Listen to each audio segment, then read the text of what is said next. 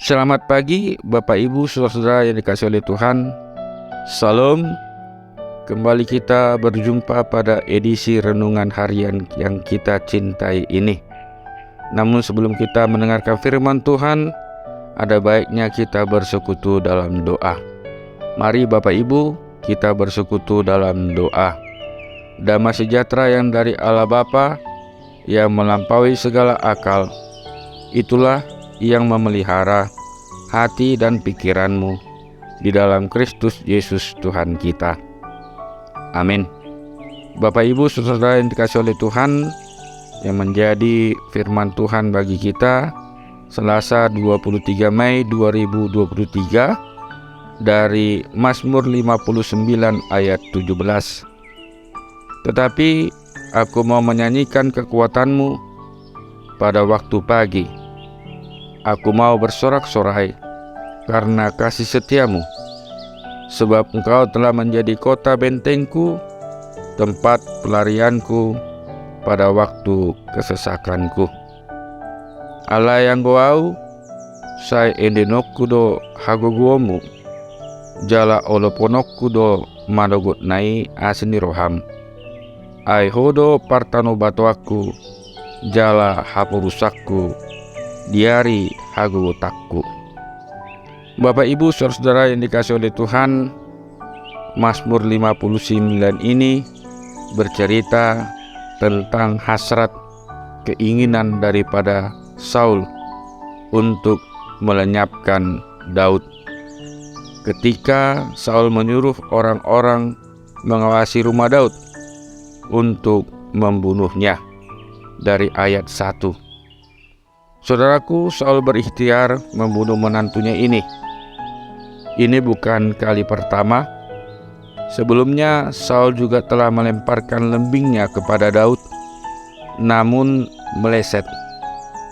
Bahkan jauh sebelumnya, Saul berupaya membunuh Daud dengan mengirimkannya ke banyak pertempuran dengan harapan bahwa Daud akan mati dalam tugas. Tetapi Tuhan menyertainya. Daud selalu menang. Segala tindakan Saul didasari oleh iri dan ketakutan bahwa Daud akan mengambil alih kerajaannya. Saudaraku, sungguh menarik. Dalam keadaan sebagai musuh nomor 1 dari orang nomor 1 di Israel, Daud menaruh harapannya hanya kepada Allah. Mazmurnya dimulai dengan permohonan agar dilepaskan dari musuh, yaitu pada ayat 2. Daud percaya bahwa Allah sanggup melepaskan dirinya dari orang-orang yang akan membunuhnya. Karena Daud tahu bahwa Tuhan itu adalah Tuhan Maha Pengasih, bahwa Tuhan kita itu adalah Allah semesta alam dan Allah Israel. Maka segala sesuatu tidak akan dapat terjadi di luar dari izin Allah. Sehingga Daud mempercayakan dirinya kepada Allah. Bahkan menariknya, Daud tidak mengeluh tentang keadaannya. Mungkin kita berpikir Daud punya alasan untuk mengeluh. Dia bisa membela diri karena dia sebenarnya tidak bersalah. Namun berkenaan dengan situasi yang dialaminya, ternyata Daud tidak melakukan pembelaan diri. Dia tidak melawan orang-orang yang hendak membunuhnya, tapi mempercayakan semuanya kepada Allah.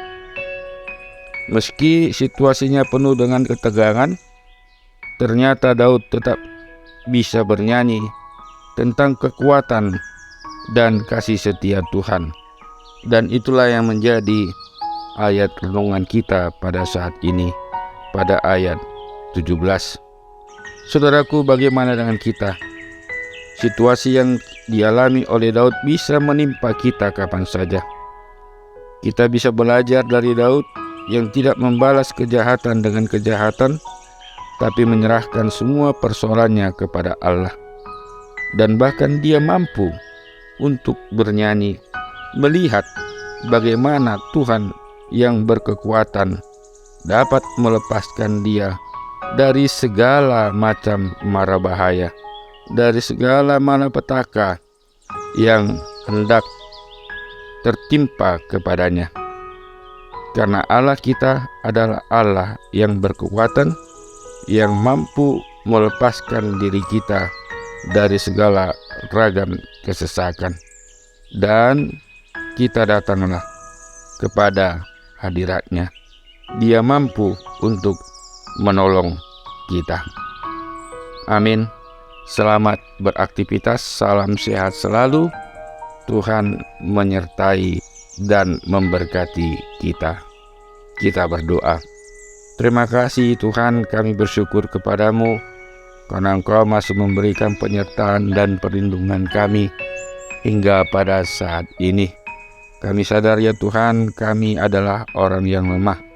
Dan kami sadar ya Tuhan, bahwa Tuhan senantiasa meluputkan kami dari segala mara bahaya, bahkan menolong kami dalam segala kesesakan yang menghimpit kami.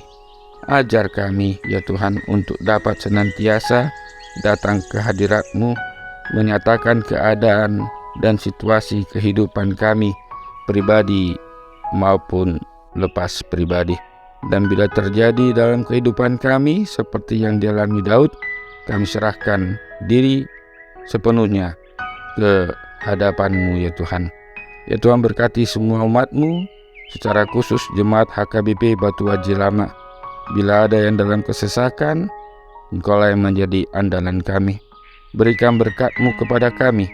Berikan kekuatan kepada kami yang melakukan aktivitas kami sebagai karyawan di perusahaan, sebagai aparatur sipil negara, sebagai petani yang berwirausaha, segala pekerjaan yang sesuai dengan kehendak-Mu.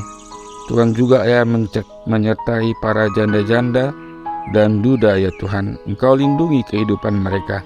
Engkau berikan ya Tuhan ke dalam kehidupan mereka, yaitu kekuatan dalam menjalani hari-hari mereka. Kepada saudara-saudara kami yang dalam sakit, kiranya Engkau sembuhkan.